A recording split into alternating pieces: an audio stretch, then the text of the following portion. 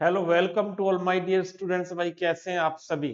आप सब बहुत बढ़िया होंगे और सभी अपनी तैयारी में जुटे हुए होंगे। एग्जाम्स जल्दी होने वाले हैं।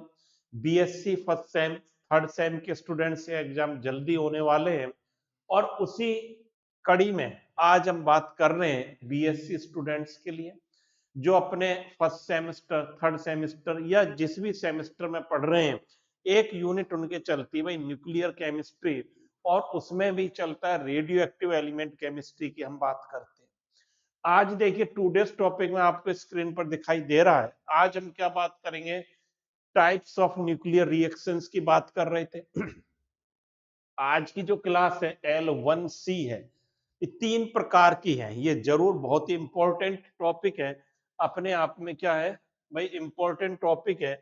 और यहाँ जो है मैं इसको स्टार देना चाह रहा हूँ भाई। ये जो टॉपिक है अपना, ये जो हमारा टॉपिक है, ये बहुत ही इंपॉर्टेंट टॉपिक है। इसको 3 स्टार बनाना। 3 स्टार का मतलब क्या है? इंपॉर्टेंट है और एग्जाम्स में आता है, शॉर्ट नोट की फॉर्म में आता है। Right A short note in any 2 या 3 पर भी पूछ लेते हैं कई बार।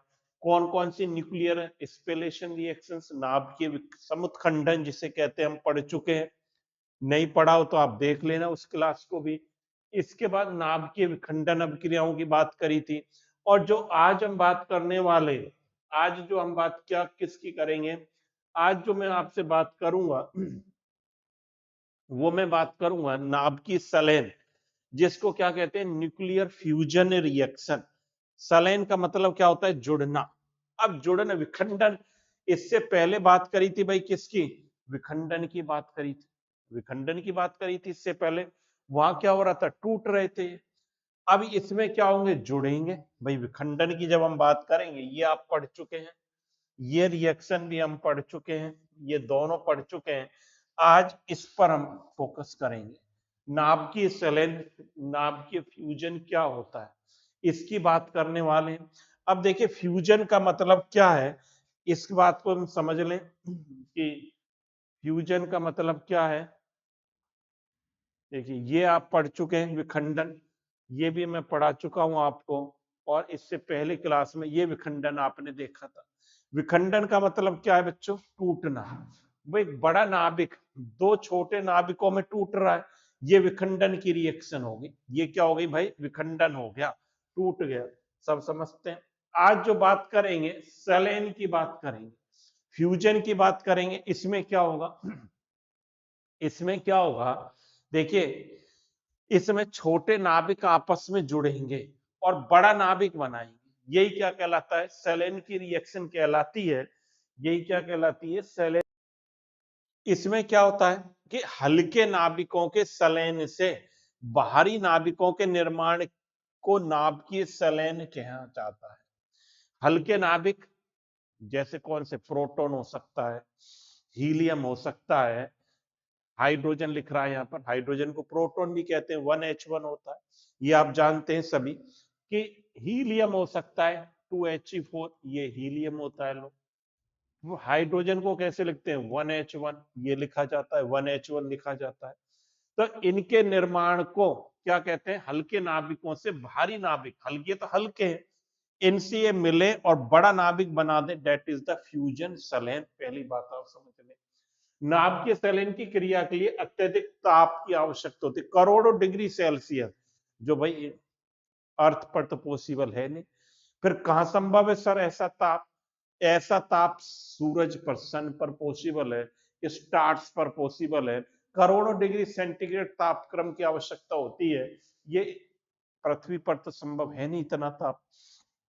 नाभिकीय सलेन वह अभिक्रिया है जिसमें दो या अधिक हल्के नाभिक आपस में मिलकर एक भारी नाभिक बनाते हैं। यही होता है कि हल्के नाभिक मिलकर भारी नाभिक बनाएंगे, जिससे अत्यधिक मात्रा में ऊर्जा निकलती है, ऊर्जा निकलेगी। और सैलेन अभिक्रिया के लिए अत्यंत उच्च ताप और दाब की आवश्यकता होती है। ये इंपॉर्टेंट पॉइंट है आपका। पहले ये बात इंपॉर्टेंट है कि सैलेन क्या होता है, डेट इज द डेफिनेशन हो गई इसकी, नोट कर लेना, इसकी परिभाषा हो गई। हल्के नाभिक जुड़कर भारी नाभिक बना रहे हैं, वो क्या है? नाभिकीय सैलेन की अभिक्रिया है। और इसमें उच्च ताप दाब की आवश्यकता होती है, ये बात कर लें। जैसा कि सूरज सूर्य और तारों के केंद्र में पाया जाता है। पृथ्वी पर तो है नहीं करोड़ों डिग्री सेल्सियस टेम्परेचर, ये आपको पता है। नाभिकीय संलयन को स्वच्छ और भविष्य की ऊर्जा का स्रोत माना जाता है, क्योंकि इससे दीर्घकालिक रेडियोधर्मी अपशिष्ट नहीं बनता, ये नहीं बनता इससे, इसलिए फ्यूचरिस्टिक एनर्जी सोर्स भी है, क्योंकि एनर्जी निकलती भी है इसमें। अब यहाँ पर हम बात करें, यहाँ पर ध्यान दें इस बात को, यहाँ पर ये नोट कर लें, फिर इस रिएक्शन को समझेंगे इनको कि कैसे होती हैं। भाई नोट कर लो इनको, नोट कर लीजिए या स्क्रीनशॉट ले लें, जो भी आप कर रहे हैं नोट कर लें तो बहुत अच्छा है। अब यहाँ पर देखिए यही बात यहाँ पर लिखी हुई है इंग्लिश में, इंग्लिश मीडियम के स्टूडेंट्स के लिए इसको भी समझना जरूरी है। जैसे the formation of heavy nuclei such as helium, heavy nuclei by the fusion of light nuclei such as hydrogen, hydrogen से हीलियम बन रहा है, ये कह रहे हैं बड़ा बन रहा है, is called nuclear fusion. The formation of heavy nuclei by the fusion of light nuclei is called nuclear fusion. The process of nuclear fusion require extremely high temperature of the order of degree Celsius, करोड़ों degree Celsius temperature की आवश्यकता होती है इसमें। हल्के nuclei से क्या बन रहा है, बड़ा नाभिक बन रहा है, जैसे हम यहाँ भी देख रहे थे, हल्के नाभिकों के सेवन से भारी नाभिकों, ये भारी नाभिक बन रहा था, ये क्या था, हल्का नाभिक है। तो ये क्या है, फ्यूजन की रिएक्शन है, यही बात यहाँ पर लिखी हुई है। Nuclear fusion is a nuclear reaction in which two or more light nuclei combine to form heavier nucleus, releasing the enormous amount of energy. कुछ एनर्जी भी इसमें रिलीज होती है इस रिएक्शन में, और fusion reaction occur extremely high temperature and pressure such as in the core of the sun and stars, sun और stars पर ऐसा हाई टेम्परेचर पाया जाता है और ये अर्थ पर पॉसिबल नहीं है। Nuclear fusion is considered as a clean and sustainable source of energy as it produce no long lived radioactive waste, बहुत दीर्घकालिक लॉन्ग लाइव रेडियोएक्टिव वेस्ट को ये प्रोड्यूस नहीं करता है। तो पहली बात तो ये समझ लिया आपने कि भाई फ्यूजन क्या है, फ्यूजन में क्या होगा बच्चों, नोट भी करते जाएंगे, मैं साइड हो जाता हूं, नोट भी कर लेंगे कि फ्यूजन में क्या है। फ्यूजन में हल्के नाभिक लाइट जो न्यूक्लियाई है आपस में जुड़ेंगे, आपस में जुड़कर वो क्या बनाते हैं, हेवी न्यूक्लियस, प्रोटॉन है जुड़ता जाए हीलियम बनाते, प्रोटॉन आपस में जुड़कर क्या बना दे, हाइड्रोजन का नाभिक क्या है, प्रोटॉन है, और वो जुड़े आपस में और क्या बनाए, हीलियम बड़ा बन जाए, दैट इज फ्यूजन कहलाए। अब ये जुड़ना कैसे होगा, ये अर्थ पर पॉसिबल नहीं है, फिर कहां पॉसिबल है भाई, ये सन पर और स्टार पर पॉसिबल है। अब ये दो प्रकार से है जुड़ने की क्रिया, प्रोटॉन से क्या बनना, हीलियम के परमाणु का बनना, दो प्रकार से है, इसको समझेंगे, इंपॉर्टेंट कि क्या बना रहे हैं हम, फॉर्मेशन ऑफ, हम लिखेंगे formation of helium 2He4 from 1H1, क्या, हीलियम का बनना प्रोटॉन से, दो प्रकार से होगा ये, एक कहलाता है कार्बन कार्बन साइक्लिक, और दूसरा जो प्रोसेस है वो क्या कहलाता है, carbon carbon carbon carbon carbon cycle कहलाता है, दूसरा प्रोटॉन साइकिल कहलाता है। एक कहलाता है कार्बन साइकिल, जिसको हिंदी में भी लिख देता हूं मैं कार्बन चक्र, और दूसरी बात क्या है, बी प्रोटॉन साइकिल, ये कहलाता है प्रोटॉन चक्र। अब ये कैसे बनेगा, इस बात को समझना, ये इंपॉर्टेंट, पहली मैं बात कर रहा हूं, देखिए कार्बन साइकिल की बात कर रहा हूं, पहला हेडिंग लगा लें, नंबर 1 कार्बन साइकिल, क्या बात कर रहे हैं, कार्बन चक्र की बात कर रहे हैं। ये कैसे बनाएंगे, सेलेन का फ्यूजन कैसे होगा, इस बात को समझे। यहां पर क्या होगा फ्यूजन में, फ्यूजन रिएक्शन में क्या होता है, जो C612 है, पहले स्टेप फर्स्ट लिखें, स्टेप बाय लिखेंगे। स्टेप फर्स्ट क्या होगा, C612 ये 1H1 के साथ रिएक्ट, किसके साथ रिएक्ट कर रहा है, 1H1 के साथ रिएक्ट कर रहा है। तो यहां पर ये क्या देगा फर्स्ट स्टेप में। अब बताओ, मैंने आपको बैलेंस करना बताया था, नीचे के जुड़ जाते हैं ऊपर के जुड़ जाते हैं। तो ये क्या बन गया, 7 बन गया नाइट्रोजन। बहुत ही सिंपल है, 6 और 1 7, 7 वाला एलिमेंट क्या होता है, नाइट्रोजन, नाइट्रोजन बन गया प्लस 12 और 1 13, और ऊर्जा एनर्जी निकलती है। यहाँ क्या निकलती है, एनर्जी निकलती है, ये निकलती है। ये जो है शॉर्ट लिव रेडियो एक्टिव है, कैसा है, यहां लिख देता हूं, short live radio active, radio active है, अल्पायु वाला। शॉर्ट लिव का मतलब क्या है, अल्पायु रेडियो एक्टिव है। तो पहले स्टेप में आपने देखा क्या बन गया, पहले स्टेप में हम कार्बन साइकिल की बात कर रहे हैं, और ये क्या बन गया, शॉर्ट लिव्ड क्या बन गया नाइट्रोजन 13 बन गया। अब ये नाइट्रोजन 13, अब स्टेप 2 पर चलिए। स्टेप 2 पर क्या होगा, स्टेप 2 पर ये जो नाइट्रोजन 13 बना भाई, लो स्टेप 2 में क्या बना था भाई, नाइट्रोजन 13 बना था। ये क्या करेगा, एक पोजिट्रॉन का उत्सर्जन कर दे, किसका उत्सर्जन कर दे, एक पोजिट्रॉन का उत्सर्जन कर दे। और पोजिट्रॉन पता है आपको क्या था, E-1 प्लस, ऐसे करना, E-1 0, ये पोजिट्रॉन होता है। इसका उत्सर्जन कर दे तो ये बताओ किस में बदल जाएगा, एक पोजिट्रॉन का, एमिशन ऑफ पोजिट्रॉन, क्या लिखूं यहां, यहां लिखना चाहो तो लिख दे, एमिशन ऑफ पोजिट्रॉन, ये लिख दिया, पोजिट्रॉन का एमिशन कर। अब ये किस में कन्वर्ट हो जाएगा, ये कोई बता सकता है कि कोई बच्चा, ये 7 था, एक तो आ गया अपने पास नीचे एटॉमिक नंबर, अब कितना और मैं लिखूं, अब मुझे 6 लिखना है, समझ रहे हो, 6 क्या होता है, कार्बन, लिख दिया C6। अब ऊपर बताओ मास कितना लिखूं भाई, इसका मास तो सर 13 ही लिखना पड़ेगा, क्योंकि ये तो ऊपर 0 है, तो ऊपर 13। इस प्रकार से पहले देखो, पहले स्टेप में क्या हुआ, पहले स्टेप में कार्बन ने क्या करा, एक पॉजिटिव प्रोटॉन के साथ रिएक्शन करी, N713 में बदल गया, एनर्जी निकली।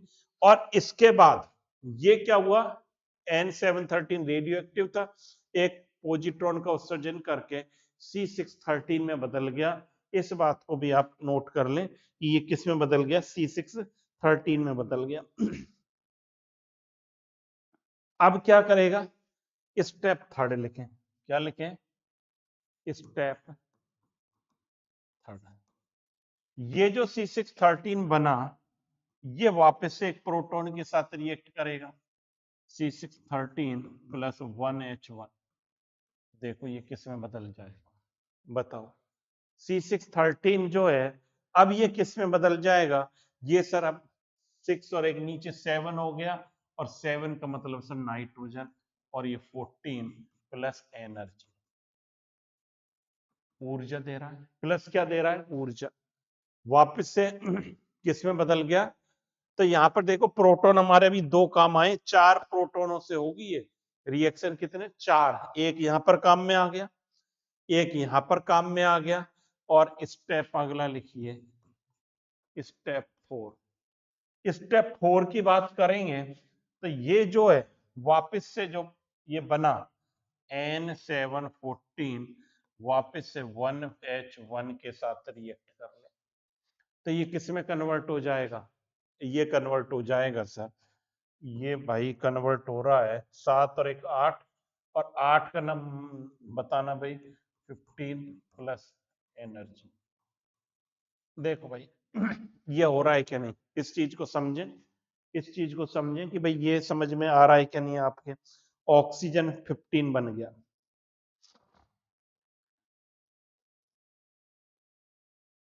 बोलो भाई। अब क्या होगा? ये बिल्कुल सही है सर। अब अगला स्टेप लिखें। स्टेप कौन सा था? 4 था। 5 पर आ जाओ। 5। अब क्या होगा? ये बना हमारे पास ऑक्सीजन 815। ये क्या करे? पॉजिट्रॉन का उत्सर्जन कर दे। लो 1e-0। एक पॉजिट्रॉन का उत्सर्जन कर दे तो ये किस में बदल जाएगा? वापस से 7 में हो जाएगा। ये 7 नाइट्रोजन 15। ये बना क्या नहीं बना? 7 नाइट्रोजन 15 बना क्या नहीं? देखो 7 नाइट्रोजन 15 बना क्या नहीं है? 7 नाइट्रोजन भाई पॉजिट्रॉन पॉजिटिव होता है। इसको सही कर लेना भाई सब जगह। पॉजिट्रॉन क्या होता है? माइनस लग गया। पॉजिट्रॉन पॉजिटिव है भाई। बिल्कुल सही। पॉजिट्रॉन कैसा है? पॉजिटिव पार्टिकल है। ये बन गया N715। ये बन गया N715 में चेंज हुआ। पहले देखो क्या करा है हमने, यहां से देख लें। कार्बन साइकिल की बात करिए। सेलेन में भारी नाभिक बनेंगे, छोटे नाभिक जुड़ेंगे। ये कार्बन से एक प्रोटॉन जुड़ा, नाइट्रोजन 13 में बदल गया और ऊर्जा निकली। ये जो है फिर एक पॉजिट्रॉन का उत्सर्जन कर देगा और पॉजिट्रॉन का उत्सर्जन करके ये जो है क्या बना देगा? C613 बना देता है। ये पॉजिट प्रोटॉन के वापस रिएक्ट करेगा, नाइट्रोजन में कन्वर्ट होगा। ये एक प्रोटॉन लेगा, वापस से ऑक्सीजन में कन्वर्ट होगा और ये ऑक्सीजन प्रोटॉन पॉजिट्रॉन का उत्सर्जन करके क्या दे देगा? N715 दे देगा। अब देखिए ये जो N715 है ये इंपॉर्टेंट स्टेप है। स्टेप अगले पर चल रहे हैं कि स्टेप 6 क्या कहता है। ये जो बना N715, ये पॉजिट्रॉन का वापस से उत्सर्जन करेगा क्या? ये एक क्या करे? ये जो ये क्या करेगा? एक प्रोटॉन ले ले। क्या करे? यहां पर मैं लिख देता हूं वापस से 1H1। एक प्रोटॉन ले ले। एक प्रोटॉन लेकर ये क्या बना दे? 2He4। 7 और 1 8। 8 में से 2 निकल गया, प्लस क्या बन गया? 6 बच गया सर। 6 का मतलब कार्बन। ऊपर देखो 15 और 1 16। 16 में से 4 निकल गया तो सर 12। 12। ये जो है एक बड़े नाभिक का निर्माण हो गया और ये किस में बदल गया? हीलियम में बन गया। और हमारा कार्बन C612 से ही हम चले थे। यहाँ पर देखो C612 से ही चले थे वापस। तो एक प्रोटॉन तो यहाँ पर काम में आया, काउंटिंग करें। यहाँ पर काम में आया 1। दूसरा प्रोटॉन आपका यहाँ पर काम में आया है 3rd। तीसरा नहीं, 3rd क्यों? 1 के बाद सर 2 आता है। आप भी क्या खाकर आए हो सर? लो 2 और ये 3। 3 प्रोटॉन काम में आ गए। इसके बाद चौथा प्रोटॉन भाई कहां पर काम में आया? यहां पर 4 प्रोटॉन से हुई। ये जो कार्बन साइकिल है 4 प्रोटॉन से चल रहा है। 4 प्रोटॉन रिएक्ट करके क्या बना रहे हैं? हीलियम का नाभिक बना रहे हैं। यही बात हम कर रहे हैं कार्बन साइकिल में। कार्बन चक्र जो है 4 प्रोटॉन मिलकर क्या बना देते हैं? हीलियम का नाभिक बना देते हैं। तो इसको नोट कर लें आप। हीलियम का जो नाभिक बन गया इसे नोट कर लें। इसको डायरेक्ट हम ऐसे भी लिख सकते हैं। क्या लिखोगे डायरेक्ट? क्या लिख सकते हैं? और क्या लिख सकते हो इसको? और डायरेक्ट यदि हम लिखना चाहें इस रिएक्शन को तो यहाँ पर 4 प्रोटॉन रिएक्ट कर रहे हैं, ऐसे भी लिख सकते हो। 4 प्रोटॉन क्या बना रहे हैं? 2He4 बन रहा है। 2 पॉजिट्रॉन भी बन रहे थे सर और ऊर्जा निकल रही है और एनर्जी निकल रही है। एनर्जी बाहर हो रही है। तो ये ऐसे भी इस रिएक्शन को लिखा जा सकता है। तो इस प्रकार से भी लिख लें। डायरेक्ट हम इस रिएक्शन को ऐसे लिख सकते हैं। और साथ ही साथ इसमें जो एनर्जी निकलती है लगभग एनर्जी जो रिलीज होती है, ये जो एनर्जी है यहां लिख लें 26.2 मेगा इलेक्ट्रॉन एनर्जी निकलती है, इसमें इतनी एनर्जी निकलती। और इसको संपन्न होने के लिए, इसको प्रोसीड होने के लिए कितनी एनर्जी रिक्वायर्ड होती है? एनर्जी रिक्वायर्ड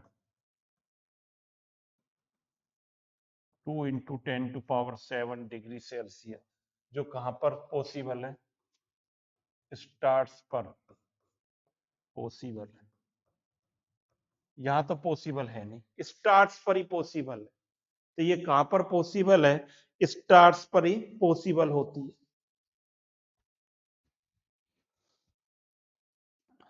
और इसको पूरा होने, भाई इतना इजी टास्क नहीं है जो आप समझ रहे हो कि कार्बन साइकिल जो इतना इजी हो जाए कि सर 4 प्रोटॉन है, इनको ही तो जोड़ना है। तो भाई ये ऐसे नहीं है, इतना सरल काम नहीं है, इतनी एनर्जी आवश्यकता है। और इसे पूरा होने में पता है कितना समय लगता है? 60 लाख वर्ष। कितने साल बोले मैंने? 60 लाख वर्ष लगते हैं, तब ये पूरा होता है, जो कि प्रैक्टिकली पॉसिबल नहीं है। 60 लाख वर्ष तो पता नहीं कितने जीवन निकल गए, कितनी पीढ़ियां निकल गई, पता ही नहीं। 60 लाख वर्ष लगते हैं, जो कि प्रैक्टिकली पॉसिबल नहीं है। तो ये जो है इस प्रकार से होगी रिएक्शन। रिएक्शन को हमने देख लिया।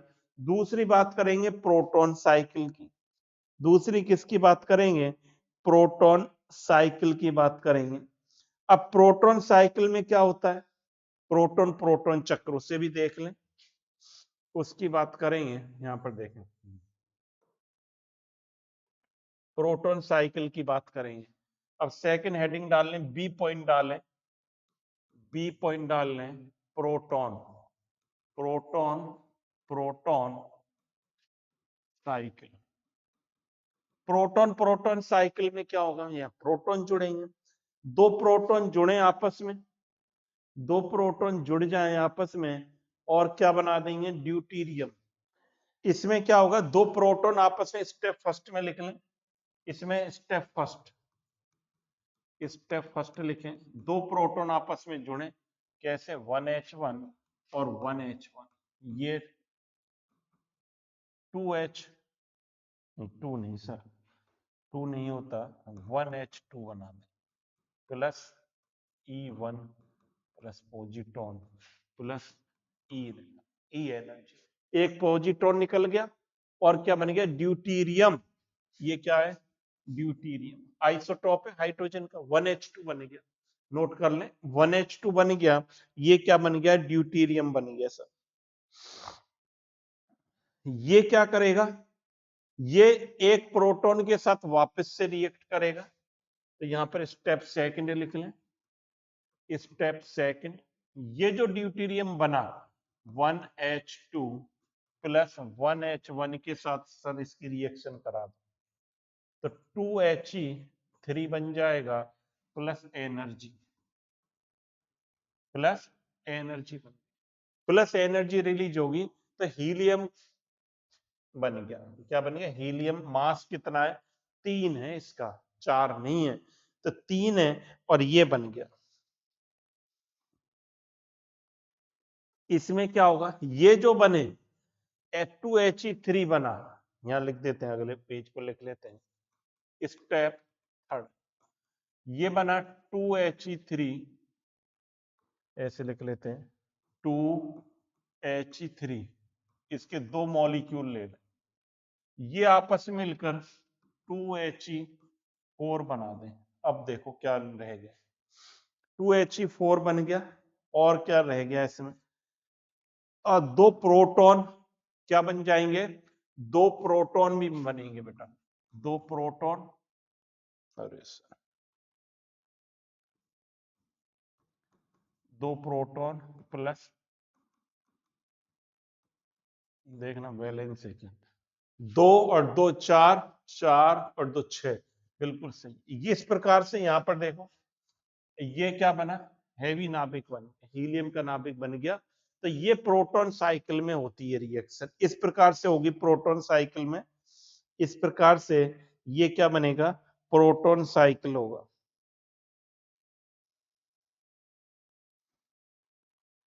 इसमें भी जो एनर्जी निकलती है लगभग 2.7 मेगा इलेक्ट्रॉन वोल्ट एनर्जी निकल। तो दो प्रकार से जो फ्यूजन की रिएक्शन है भाई, दो प्रकार से हो सकती है, आप देख रहे हैं। एक प्रोटॉन साइकिल के थ्रू हो सकती है, एक कार्बन साइकिल के थ्रू हो सकती है।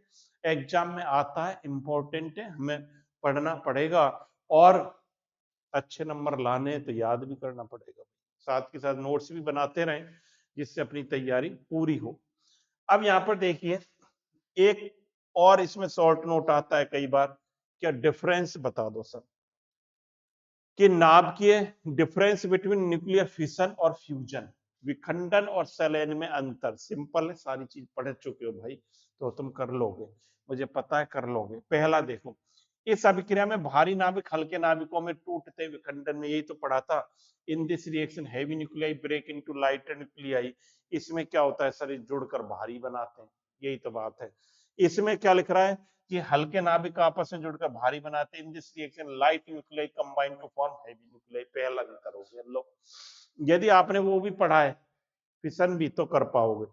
ये एक चेन रिएक्शन है, बताया था, न्यूट्रॉन निकलते, न्यूट्रॉन वापस से टक्कर करते हैं। भारी नाभिक कब तक करेंगे, जब तक वो यूरेनियम बाण में समाप्त नहीं हो जाता। Yes, not a chain reaction, श्रृंखला विक्रिया नहीं है। दूसरी बात और क्या था, यह उपयुक्त ऊर्जा के लिए न्यूट्रॉन द्वारा प्रारंभ की जाती है। स्टार्टेड बाय न्यूट्रॉन, बिल्कुल यहां न्यूट्रॉन की आवश्यकता नहीं होती, neutrons are not required for this. इसके लिए उच्च ताप की आवश्यकता नहीं होती, इसके लिए 2 करोड़ डिग्री सेल्सियस ताप की आवश्यकता होती है, 2 मिलियंस। ये बात सारी चीज तो पढ़ रखी है भाई, कहाँ दिक्कत आ रही है हमसे, कोई दिक्कत ही नहीं है। ये अंतर लिखे, आंख बंद करके आपको रात को 2 बजे भी पूछे कोई तो ये अंतर लिख पाओगे यदि हमने दोनों रिएक्शन को पढ़ लिया तो। ये अंतर हो गए, और क्या अंतर है, 4 अंतर तो हो गए। और देखो, ये अभिक्रिया नियंत्रित की जा सकती है, न्यूट्रॉनों को हटा दो तो नियंत्रित हो जाएगी। ये नियंत्रित नहीं होती भाई, एक बार चालू हो गई तो फिर चालू ही हो गई, ये ऐसा नहीं है, ये न्यूट्रॉनों से धारा होती है। A large number of radioactive isotopes are formed in this reaction. रेडियोधर्मी बहुत सारे बनते हैं ना इसमें, ये देखा था, बेरियम, क्रिप्टॉन, बहुत सारे चेन बन जाती है। यहाँ ऐसा नहीं है, ये शॉर्ट लिव्ड ही बनेंगे। ये क्या है, यहाँ ऐसा नहीं होता है।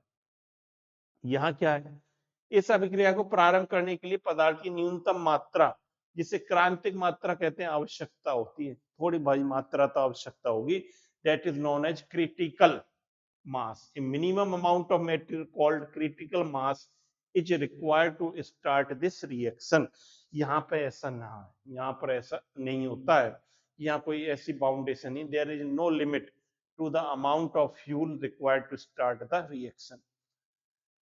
The energy released in this reaction, बहुत कम ऊर्जा निकलती है, यहाँ पर ऊर्जा अत्यधिक निकलती है।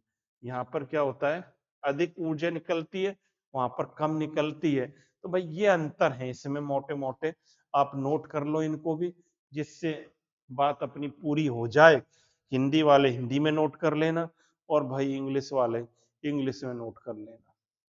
तो ये आप नोट कर लें। तो आज आपने ये सीख लिया, क्या सीख लिया सर, फिशन, और सीख लिया कि फ्यूजन आज हमने पढ़ लिया, नाभिकीय संलयन कैसे होती है, कार्बन साइकिल कैसे चलता है, प्रोटॉन साइकिल कैसे चलता है, इंपॉर्टेंट है भाई। तो ये समझ लेना, इसको 3 स्टार दे रखे मैंने, 3 स्टार इसको मैंने दे रखे हैं, और 3 स्टार इसलिए दिए हैं क्योंकि ये अपने आप में क्या है, इंपॉर्टेंट है। तो थैंक यू सभी को इसको पढ़ने के लिए, और आपके लिए बहुत जरूरी है पढ़ना, क्योंकि एग्जाम के लिए इंपॉर्टेंट है। तो इसलिए लगातार, और इससे पहले की क्लास मिस मत करना भाई, नहीं पढ़ी है तो उनको क्लियर कर लेना, उनको जो भी बैकलॉग है वो आप क्लियर कर लेना, जिससे आपके सारे नोट्स बन जाएंगे। और ये अपने आप में एक इम्पॉर्टेंट रिएक्शन है, न्यूक्लियर रिएक्शन जरूर पूछी जाती है एग्जाम में, 101% आएगा ये एग्जाम में, इसलिए इसे बढ़िया ढंग से पढ़ें। Thank you, have a nice day. लगातार पढ़ते रहें और अपनी तैयारी में जुटे रहें, स्वस्थ रहें, मस्त रहें, और पढ़ाई में पूरा फोकस रखें। Thank you, have a nice day.